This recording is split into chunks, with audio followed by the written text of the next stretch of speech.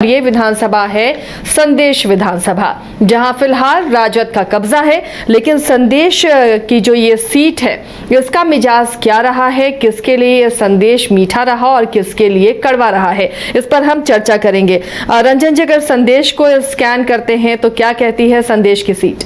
देखिए, संदेश विधानसभा की सीट पर जो पहला चुनाव हुआ था 1957 में हुआ था।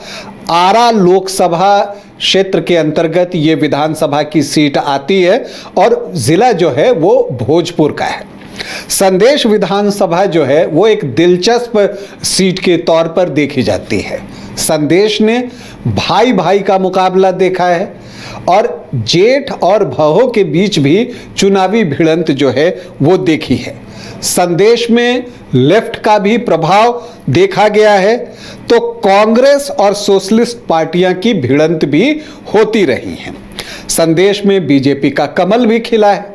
तो सब कुछ हुआ है, लेकिन सिर्फ एक चीज नहीं चला है, जेडीयू का तीर यहां पर नहीं चला है। जब वो चुनाव लड़ने के लिए उतरा तो उसका तीर जीत के निशाने से भटक गया। अगर आप संदेश विधानसभा को देखें तो इसे दो कालखंड में हम बांटते हैं। तो एक 1957 से 1985 का कालखंड है। इस दौरान कुल 9 चुनाव हुए और जिसमें कि कांग्रेस और सोशलिस्ट पार्टियों के बीच मुकाबला होता रहा और इसमें जनसंघ की भी एंट्री हुई, तो वो भी एक प्रभाव छोड़ने में सफल रहे। इन 9 चुनावों में कांग्रेस को 4 बार जीत मिली, सोशलिस्ट पार्टियां 3 बार चुनाव जीती और जनसंघ को भी यहां से 2 बार कामयाबी मिली। फिर जो दूसरा कालखंड है वो 1990 से 2020 का है। इस दौरान 8 चुनाव हुए। तो 1990 से संदेश में जो है लेफ्ट का प्रभाव बढ़ता गया। पहले आईपीएफ और जो था इंडियन पीपुल्स फ्रंट, और उसके बाद जो है भाकपा माले का प्रभाव यहां पर जो है वो दिखता है। लेकिन उसके बाद जो चुनाव हुए हैं इसमें आप देखें तो यहां आरजेडी का दबदबा साफ साफ दिखता है। हालांकि बीजेपी ने भी यहां कमल खिलाया जरूर है।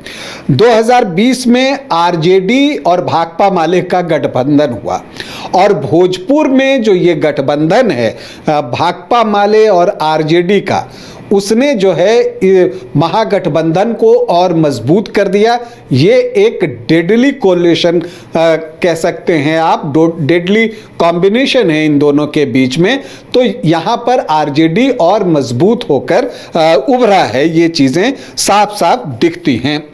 अगर आप देखें तो यहाँ पर कुल 17 चुनाव अब तक हुए हैं 1957 से, जिसमें कांग्रेस को 4 बार कामयाबी मिली है। वही जो पहला कालखंड था 1957 से 1985 के बीच, उसी में कांग्रेस ने 4 बार यहाँ से चुनाव जीता, उसके बाद उसे जीत नहीं मिली है। आरजेडी को 4 बार यहाँ से सफलता मिली है और भाकपा माले ने भी 2 बार ये सीट अपने लिए निकाली है।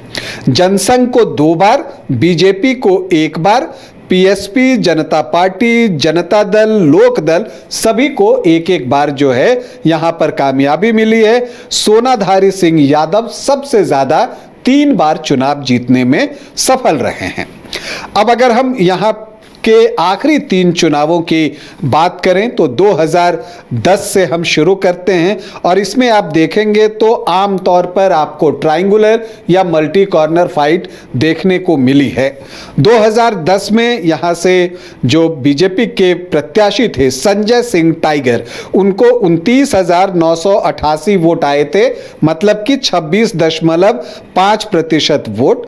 विजेंद्र कुमार यादव जो कि आरजेडी के टिकट पर चुनाव लड़ रहे थे, उनको आए 16,779 वोट और मतलब कि 14.87%। भाकपा माले के प्रत्याशी रामेश्वर प्रसाद को आए 15,095 वोट, मतलब कि 13.38% वोट। और अरुण कुमार जो हैं वो निर्दलीय चुनावी मैदान में उतरे उनको आए 23,166 वोट, मतलब कि 20.53% वोट। तो दो भाई आमने सामने थे। कौन कौन? विजेंद्र कुमार यादव और अरुण कुमार। तो ये दोनों आमने सामने दोनों भाई हुए, जिसमें निर्दलीय चुनाव लड़ रहे भाई अरुण कुमार ने दूसरा स्थान हासिल किया। विजेंद्र कुमार यादव जो आरजेडी के घोषित प्रत्याशी थे वो तीसरे स्थान पर रहे और भाकपा माले को चौथा स्थान मिला। तो नेचुरली पहले स्थान पर बीजेपी रही, जिसने कि 6,822 वोटों से यह चुनाव जीता। फिर 2015 आता है। उस समय तक महागठबंधन, नया महागठबंधन बना था, जिसमें जेडीयू, आरजेडी, कांग्रेस शामिल थी। एनडीए एक अलग फोल्डर में था, जिसमें बीजेपी, एलजेपी जैसी पार्टियां शामिल थीं। लेकिन ये सीट बीजेपी ने ही लड़ने का तय किया। संजय सिंह टाइगर, चूंकि सिटिंग विधायक थे, फिर से चुनावी मैदान में उतरे। 48,879 वोट लाने में कामयाब हुए, 32.75% वोट। लेकिन जब अरुण कुमार 2010 में दूसरे स्थान पर थे, तो यहां पर आरजेडी ने अरुण कुमार को ही लालटेन का सिंबल देकर चुनावी मैदान में संदेश में उतारा। तो अरुण कुमार को आए 74,306 वोट। गठबंधन बहुत मजबूत था, जेडीयू भी था, आरजेडी भी, कांग्रेस भी।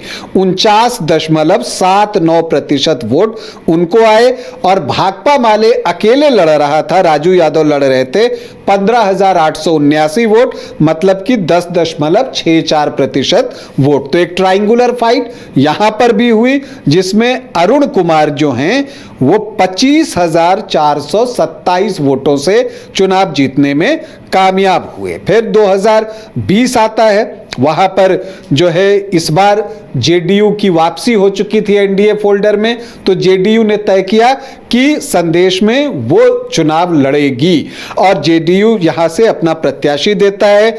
और इधर अरुण कुमार जो है वो चुनाव नहीं लड़ सकते थे कुछ मुकदमे की वजह से, तो वो चुनाव नहीं लड़ते हैं। तो उनकी पत्नी किरण देवी जो है वो चुनावी मैदान में उतरती हैं। तो जेठ और भव के बीच जो है ये मुकाबला जो है वो होता है। और विजेंद्र यादव को जो है 28,992 वोट आते हैं, 18.8% वोट। और किरण देवी जो हैं वो 79,599 वोट लाने में कामयाब होती हैं, 51.5% वोट।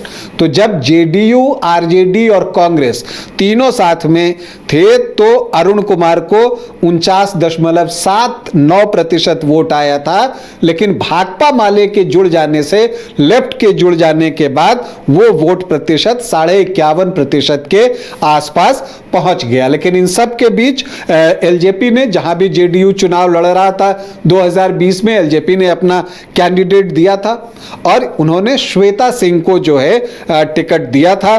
तो जिसकी वजह से जो परंपरागत वोटर्स हैं बीजेपी के, उसमें सेंधमारी हुई और तगड़ी सेंधमारी हुई। 28,500 वोट लाने में श्वेता सिंह कामयाब हुई, 18.5% वोट। और किरण देवी को जीत मिली 50,607 वोटों की। तो ह्यूज मार्जिन, बड़ी मार्जिन से जीतती हैं किरण देवी और जो है वो विधानसभा के लिए चुन ली जाती हैं। तो अब सवाल उठता है कि इस बार क्या होगा, 2025 में क्या होगा। देखिए, पिछली बार जो है आपने देखा कि जेठ और भाऊ के बीच मुकाबला हुआ, 2010 में भाई भाई सामने थे। लेकिन अब जो है विजेंद्र यादव भी आरजेडी में ही हैं। अब ये देखना दिलचस्प होगा कि वो संदेश से लड़ेंगे, संभावना नहीं के बराबर है। हाँ, उन्हें किसी और विधानसभा क्षेत्र में शिफ्ट किया जा सकता है आसपास के। वैसे चुनाव जो है वो किरण देवी ही लड़ेंगी, मतलब कि अरुण कुमार का परिवार ही यहां से चुनाव लड़ेगा, ये तय है। तो अब यहां पर सवाल उठता है कि बीजेपी से कौन, तो आप देखिए जेडीयू जो है इस सीट के लिए बहुत इच्छुक जान नहीं पड़ रहा है। तो ऐसी परिस्थिति में हो सकता है, चूंकि जेडीयू को पिछले बार करारी हार का सामना करना पड़ा 50,607 वोटों की, तो ये सीट वो जो है बीजेपी को लड़ने के लिए दे सकता है। तो बीजेपी से कई दावेदार हैं। अगर आप देखिए तो राम दिनेश यादव हैं, उनका दावा जो है वो मजबूत दिख रहा है। इसके अलावा और भी लोग हैं, लेकिन जो दावा पुख्ता दिख रहा है वो राम दिनेश यादव का दिख रहा है। आरजेडी से किरण देवी जो हैं वो लड़ेंगी, ये लगभग तय दिखता है। और एक और नाम जो है वो बीजेपी से चल रहा है, जो सोनाधारी सिंह यादव हैं, जो यहाँ से सर्वाधिक 3 बार जीते हैं, उनके बेटे की भी चर्चा होती है। लेकिन इन सब के बीच हमें ये भी नहीं भूलना चाहिए कि 2020 में एलजेपी के कैंडिडेट ने शानदार प्रदर्शन किया था। श्वेता सिंह ने 28,500 वोट लेकर आई थी, 18.5% उनका वोट था, जो कि एनडीए के मिले वोट से बस 0.3 ही कम था। तो ऐसी परिस्थिति में एलजेपी चिराग पासवान भी इस सीट पर दावा ठोक दे तो आश्चर्य नहीं होना चाहिए। तो अब ये देखना है कि एनडीए से इस सीट पर कौन चुनाव लड़ता है। अब अगर हम यहाँ के जातीय समीकरण की तरफ बढ़ें तो एक अनुमान के अनुसार जो यहाँ एससी वोटर्स हैं वो 16.15% हैं। तो अनुसूचित जाति के वोटर्स की संख्या अच्छी खासी है यहाँ। मुस्लिम वोटर्स यहाँ पर थोड़े कम हैं, 5%, लेकिन यादव जो हैं वो बड़ी संख्या में हैं, 24 से 26% के बीच यादव वोटर्स हैं। तो जो एमवाई है वो 30 से 31% के आसपास पहुंच जाता है। राजपूत भी यहां पर ज्यादा हैं, 17 से 19%, भूमिहार 6.5 से 7%, ब्राह्मण 4-5%, तो वो 28-30% का आंकड़ा ये भी पहुंचता है। कोयरी कुर्मी 6.5 से 7%, वैश्य 7 से 8%, और जो अन्य हैं वो आपको 8 से 10%। लेकिन यहां पर यही चीज जो है वो देखने में आता है कि जब जो भाकपा माले से जो गठबंधन हुआ है आरजेडी का, तो उसे अपने परंपरागत वोटर्स तो मिलते ही हैं, अनुसूचित जाति के वोटर्स और जो पिछड़ी और अन्य अति पिछड़ी जातियां हैं उनके वोटों का भी बड़ा हिस्सा जो है वो मिलता है। और चूंकि जो भाकपा माले को वोट करते हैं आमतौर पर वो कैडर वोटर होते हैं, तो उनका वोट इधर उधर नहीं पड़ता, उनको जहां कहा जाएगा वो वहां वोट देंगे। मतलब भाकपा माले जिसके साथ वो भी उसी के साथ होते हैं, और इसका बड़ा एडवांटेज जो है यहाँ आरजेडी को मिलता है। इसके अलावा अरुण कुमार का अपना इस क्षेत्र में जो है एक रुतबा है, दबदबा है, उसका भी एडवांटेज मिलता है। जो अन्य जाति के वोट हैं वो भी उनको मिलता है। तो अगर अभी आप संदेश को देखें तो अभी भी इतने के बावजूद एडवांटेज आरजेडी जो है संदेश में दिखता है। अब देखना यह है कि क्या संदेश में फिर जगमग होगा लालटेन, ये एक बड़ा सवाल है। हालांकि जब लोकसभा चुनाव 2024 में हुआ तो यहां से भाकपा माले को 20,604 वोटों की लीड मिली है, और आरके सिंह जैसे कद्दावर नेता जो हैं वो पीछे रह गए थे। तो इससे लगता है कि क्षेत्र में अभी भी आरजेडी की पकड़ मजबूत बनी हुई है।